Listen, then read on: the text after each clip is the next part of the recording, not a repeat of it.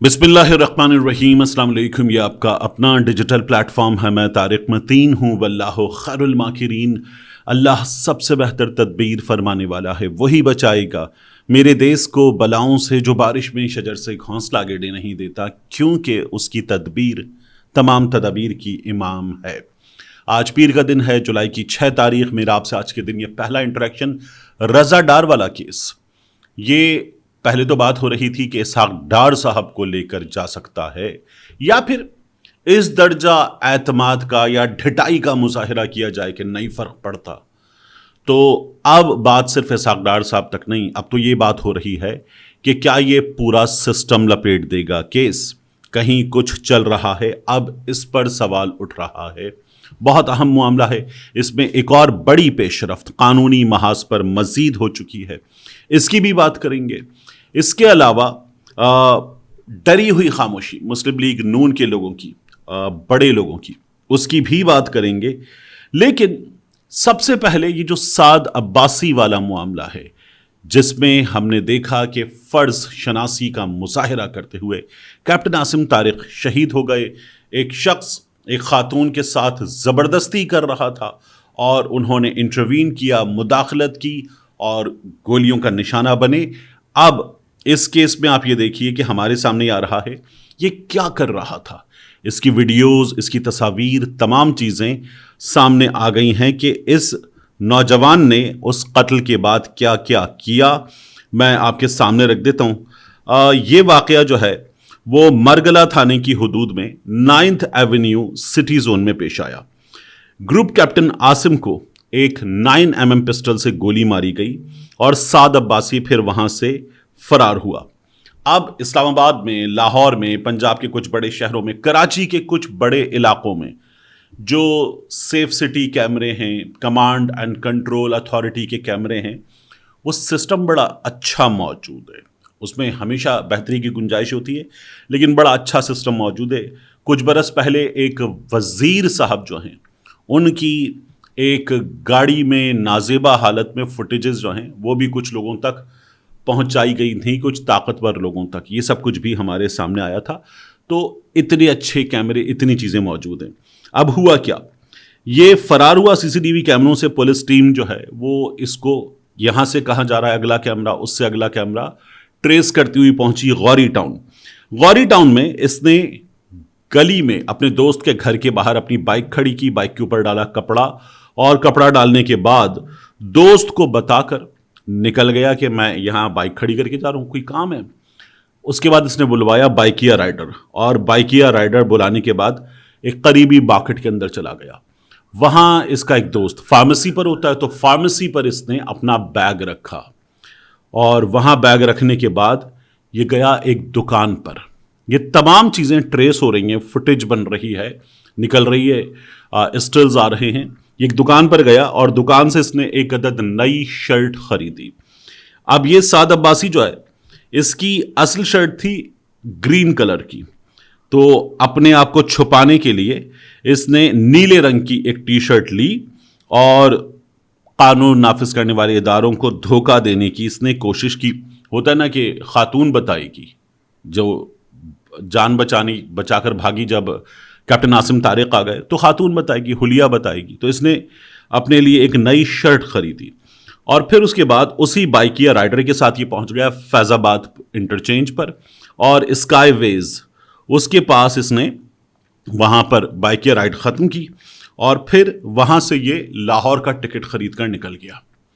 अब पुलिस पूरी तरह से तैयार थी, लाहौर में लोगों को तैयार कर दिया था कि क्या करना है, किस तरह से करना है, इसको गिरफ्तार करना है। अचानक शाम 6:30 बजे मोटरसाइकिल वाले दोस्त को एक अननोन नंबर से साद का फ़ोन आया और उसने कहा कि वो अपनी मोटरसाइकिल लेने के लिए उसके घर पर आ रहा है। 5 मिनट के बाद साद जो है वो वहाँ से फिर अपने फार्मेसी वाले दोस्त को भी फ़ोन करके बताता है कि मैं आ रहा हूँ अपना बैग लेने, और एक छोटे बच्चे को शॉप के अंदर भेज देता है। अब ये सेफ सिटी के बारे में मुमकिन है इस तरह से ना सोच रहा हो, लेकिन शॉप में जाएगा, वहाँ कैमरे होते हैं, सीसीटीवी कैमरे। तो इसने एक बच्चे को भेजा, वो बैग लेकर निकला और फिर जैसे ही बच्चा वो आगे जाता है تو سعد عباسی کو پولیس تیار کھڑی تھی، وہ دبوچ لیتی ہے اور کیپٹن عاصم کو شہید کرنے والا یہ شخص پکڑا جاتا ہے. اس کی آپ تصویریں دیکھ رہے ہیں، اور اس کو پکڑنے کے بعد جو پولیس والے کے چہرے پر بھی مسکراہٹ ہے وہ آپ دیکھ سکتے ہیں. تو یہ تمام چیزیں ہوئیں اور یہ پکڑا گیا. اب میرا سوال ایک اور ہے، یہ تمام چیزیں سسٹم کے اچھے ہونے کو، پولیس کے مستعد ہونے کو، فرض شناسی کو ظاہر کرتی ہیں. تعریف جج صاحب جو اسلام آباد ہائی کورٹ کے جج صاحب ہیں، ان کے بیٹے نے 2 لڑکیوں کو اڑا دیا تھا. تو کیا ہوا؟ وہاں جو سی سی ٹی وی کیمرے ہیں، پی ٹی وی وہاں پر، اہم ترین عمارتیں وہاں پر، اور وہاں پر سی سی ٹی وی کیمروں کے بارے میں ان لڑکیوں کے بھائی کو بتایا گیا کہ وہ ریوالونگ کیمرہ ہے. جب ایکسیڈنٹ ہوا تو وہ اس جگہ ایکسیڈنٹ کی جگہ نہیں، وہ ریوالو کر کے یوں چلا گیا تھا اور وہ دوسری طرف دیکھ رہا تھا. ان لڑکیوں کے بھائی سے میں نے خود بات کی. اس نے کہا سر وہ کیمرہ جو ریوالو کر کے وہاں چلا گیا تھا وہ ریوالو کر کے واپس آیا ہوگا نا. تو گاڑی، میری بہنیں، اور اس کے بعد یعنی بہن اور بہن کی دوست، وہ بہنیں، پھر اس کے بعد وہ لڑکا گاڑی سے اترے، کون کون اترا، وہاں پر کیا ہوا اور کون آیا وہاں پر، کس نے ان کو وہاں سے نکالا، پھر اس کے بعد پولیس کے حوالے بعد میں کیا گیا تو کس نے موقع سے نکالا، کہاں ہے فوٹیج؟ اگر ایک عام آدمی جرم کرے گا اور سامنے کیپٹن صاحب ہیں تو زبردست، قانون نے پکڑ لیا. جج صاحب کا بیٹا ہے تو کیمرہ ہی منہ ادھر کر لے گا، ادھر منہ کر لے گا. رضا ڈار ہوگا تو کیمرہ کیا کرے گا؟ یعنی ہمارے سامنے اب لے کر آئے نا، اس کی فوٹیجز جاری کی ہیں، اور یہ کسی کے گھر پہ تھوڑی لینڈ ہو رہی ہیں، یہ لینڈ ہو رہی ہیں سیف سٹی اتھارٹی کے پاس. تو آپ نے میڈیا کو دی ہیں تو اب جاری کریں نا کہ رضا ڈار کہاں تھا، کیا کر رہا تھا. یہاں تو پولیس پہ الزام ہے کہ اس نے لوگوں کے ڈی وی آر اٹھائے ہیں، ان کی دکانوں سے، ان کے مراکز سے ڈی وی آر اٹھائے ہیں تاکہ ثبوت مٹائے جائیں. یہ الزام ہے پولیس پر. تو ہمیں اس کی فوٹیجز دیں. ڈی ایچ اے کے اس گھر کے آس پاس خبر یہ ہے کہ لوگوں کو جا کر ان کے سی سی ٹی وی وغیرہ کو لے لیا گیا ہے، چپ کرا دیا گیا ہے. وگرنہ کون کون آ رہا تھا، کوئی طاقتور آدمی آ رہا تھا، کوئی بڑا آدمی آ رہا تھا. ان تمام چیزوں کے سامنے آنے میں کیا مسئلہ ہے؟ لیکن ان چیزوں کو دبایا جا رہا ہے، مینج کیا جا رہا ہے. جس طرح یہ تمام چیزیں آ گئی ہیں، آئیں رضا ڈار کی تمام چیزیں یہاں آپ نے میڈیا کو جاری کی ہیں. میڈیا کا ایکسس ہے کہ وہ جا کے ان سسٹم سے چیزیں نکالے گا، تو وہاں جاری کریں، بتائیں سب کچھ. رضا ڈار کا چہرہ دکھائیں نا. اس سعد عباسی کا چہرہ سب کے سامنے ہے، اس کی موومنٹ سب کے سامنے ہے. رضا ڈار آپ کی پھپھو کا بچہ ہے کہ اس کی چیزیں سب کے سامنے نہیں ہیں. دکھائیں. کیوں نہیں دکھا سکتے؟ جب سعد عباسی کی تمام چیزیں دکھا سکتے ہیں تو پھر رضا ڈار کی بھی تمام چیزیں دکھائیں، اس کے ساتھیوں کی تمام چیزیں دکھائیں. باس وحید ہے یا باس کوئی اور ہے؟ بتائیں ہمیں وہاں کون آ رہا تھا، کیا کر رہا تھا. تو یہ تمام چیزیں سامنے آنی چاہیے. اس معاملے میں آپ تمام چیزیں دبا دیں گے. دیکھیے رضا ڈار والے معاملے میں ایک مقدمہ اور ہو گیا ہے. ایک تو مقدمہ تھا جس کی مدعی خواتین ہیں، انہوں نے سب کچھ بتا دیا، 164 کا بیان ہو گیا. ایک مقدمہ اور ہے. اچھا، اس میں بھی جو غیر ملکی سفارت خانہ ہے اس کے اہلکاروں کی موجودگی، اس کا پریشر کام کر رہا ہے، وگرنہ کیا ہوتا. اب دوسرا مقدمہ کتنی مصیبت سے ہوا ہے. ایک بندے کی گاڑی ہٹ کر دی، وہ کہہ رہا ہے جی میں یہاں سے جا رہا تھا، میری گاڑی کو ہٹ کر دیا، میرا لاکھوں کا نقصان ہو گیا.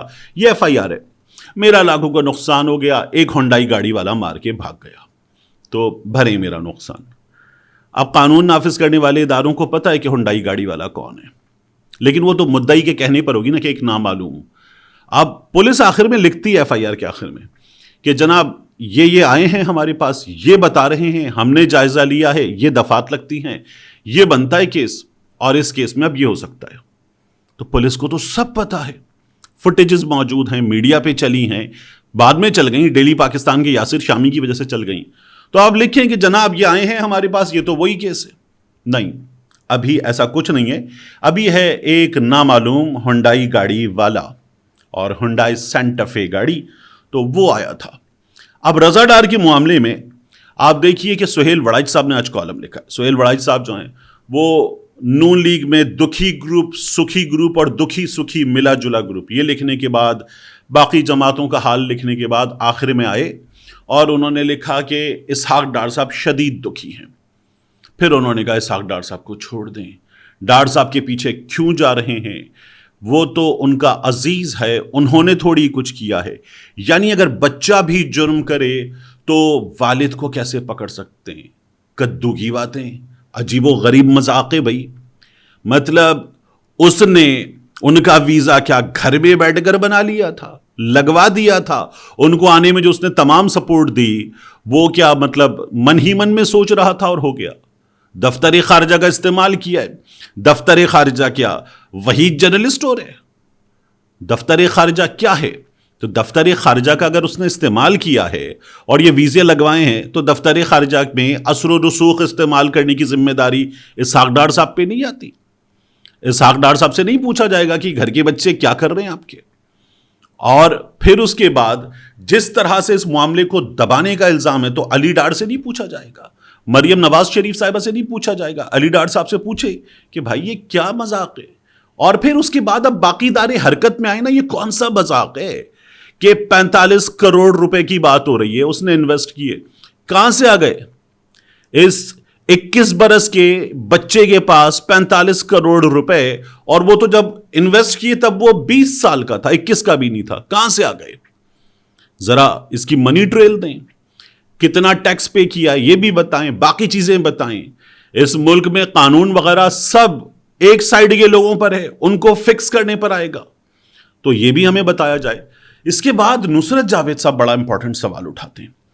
وہ کہتے ہیں کہ مہر اقتدار کی بساط پر, وہ کہتے ہیں بساط ہی شاید لپیٹی جا سکتی ہے, اور تماشا شروع ہو چکا ہے. کالم اپنا لکھ کر, یعنی انہوں نے یہ کہا اور اپنا ایک ٹویٹ بھی کیا تھا انہوں نے کہ آسیب, مہریں, چال, چیزیں, اور پھر اس کے بعد جس طرح سے انہوں نے لکھا ہے نا, یہ تمام کا تمام بہت دلچسپ ہے.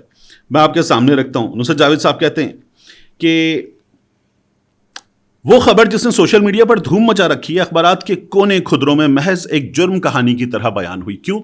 کیونکہ اخبارات کو, چینلز کو پیسہ دے کر مینج کیا جاتا ہے. سایوں سے ابھرتی سرگوشیاں اب بلند آواز میں بیان ہو رہی ہیں. غیبت بھری کہانیوں کا موسم شروع ہو چکا ہے. چھپے راز روشنی میں آنے کو بےتاب ہیں. کوئی بھی محفوظ نہیں, کوئی بھی محفوظ نہیں. اور بساط اقتدار پر اس وقت کئی طاقتور ترین مہریں بھی موجود ہیں. جمعرات کی شام سے جو خبر گردش میں ہے وہ ان مہروں میں سے چند کے مقدر پر اثر انداز ہو سکتی ہے. دیکھیے, یہ معاملہ اگر کسی کا استعفیٰ نہیں نکلوائے گا, مریم نواز کا, علی ڈار کا, اسحاق ڈار کا, اس حکومت کے لیے بھونچال پیدا نہیں کرے گا, تو پھر اسٹیبلشمنٹ پر سوال آتا ہے. اس ملک میں یہ حکومت اسٹیبلشمنٹ کی وجہ سے موجود ہے. سب کھل کے بات کرتے ہیں. اس ملک کے صحافی کھل کے بات کرتے ہیں. جو حامی ہیں وہ کہتے ہیں ہاں اسٹیبلشمنٹ کی وجہ سے موجود ہے. جو تنقید کرنے والے ہیں وہ کہتے ہیں ہاں اسٹیبلشمنٹ ان کے پیچھے ہے, طاقتور حلقے ان کے پیچھے ہیں, آسمان ان کی مدد کر رہا ہے, یہ پہاڑوں کی وجہ سے اقتدار میں ہیں. ڈھکے چھپے انداز میں بات کی جاتی ہے. تو اسٹیبلشمنٹ پہ سوال اٹھ رہا ہے کہ یہ جو حکومت ہے, اس حکومت کو اس وقت ان حالات میں بھی ٹکا کے اگر رکھا ہوا ہے کسی نے تو وہ طاقتور حلقے ہیں. یہ بات کی جا رہی ہے. تو کیا ہوگا؟ لوگ کہتے ہیں کہ جی ٹھیک ہے, اتنا بھی کچھ ہو جائے تو بھی شہباز شریف کے بجائے کیا عمران خان متبادل ہے؟ عمران خان سے تو لڑائی چل رہی ہے. یہ بات تو پہلے سے بھی ہو نہیں رہی. یہ تو نہیں کہا جا رہا کہ عمران خان متبادل ہے. شہباز شریف کو نکال کر عمران خان کو لایا جائے گا, یہ بات تو کوئی کر ہی نہیں رہا. بات تو یہ ہو رہی ہے کہ دو چیزوں پر کام جاری تھا. ایک, لوگ بتاتے ہیں کہ ڈار صاحب خود اپنے سی وی کے لیے کام کر رہے تھے کہ میں بھی آ سکتا ہوں اس کرسی پر. دوسرا, ڈار صاحب کی کوششیں بالکل سائڈ پر کریں.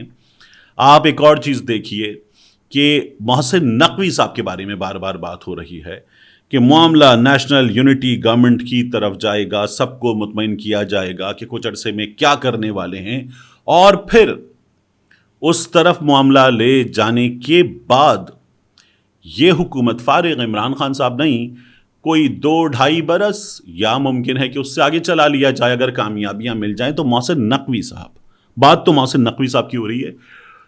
ان کے صحافتی اداروں کے جو چیدہ لوگ ہیں وہ یہ کہہ رہے ہیں کہ محسن نقوی صاحب جو ہیں وہ ہو سکتے ہیں، اور یہ وہ کیسے کہیں گے، کیونکہ شاید اندر کہیں کوئی بات اس سلسلے میں ہو رہی ہے۔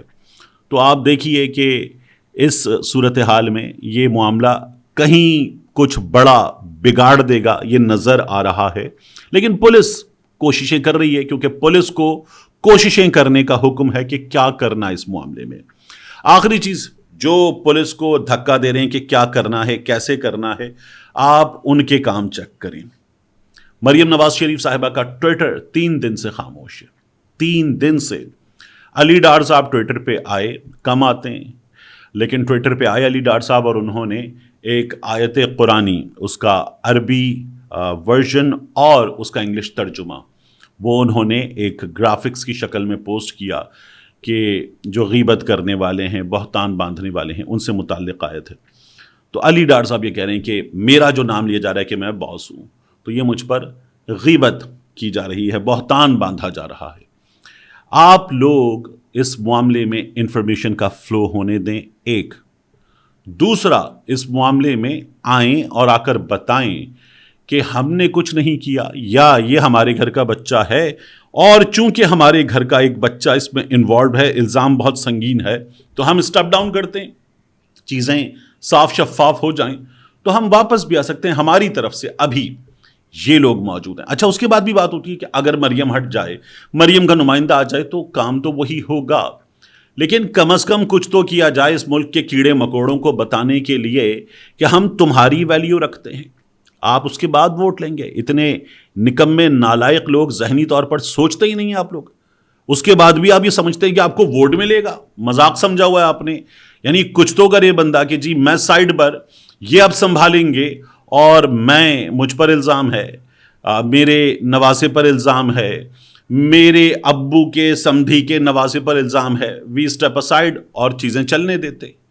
تو تھوڑا تو بھرم رکھ لیں، آپ کو لا کر بٹھا دیا گیا، جو کر لیا گیا، لیکن آپ پھر بھی نام لیوا تو جمہوریت کے ہیں، تھوڑا سا بھرم رکھ لیں۔ ملتے ہیں انشاءاللہ آپ سے اگلی ویڈیو میں۔